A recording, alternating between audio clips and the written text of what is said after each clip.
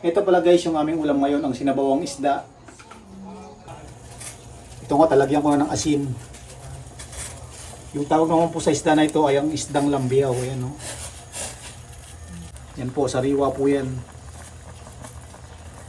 Meron din po pala kami ditong saging na binato. Yan guys, oh. Masarap din po yung agahan. Meron po itong tanglad guys, oh. Yan. Ilalagay ko muna dito yung saging. Pagkatapos ay magpapakulo naman ako nitong okra. Ito naman guys yung susunod kong papakuluan. Dahil sa naluto na nga itong sinabawang isda, ito namang okra yung aking ipapalit. At ayan, luto na po yung aming ulam.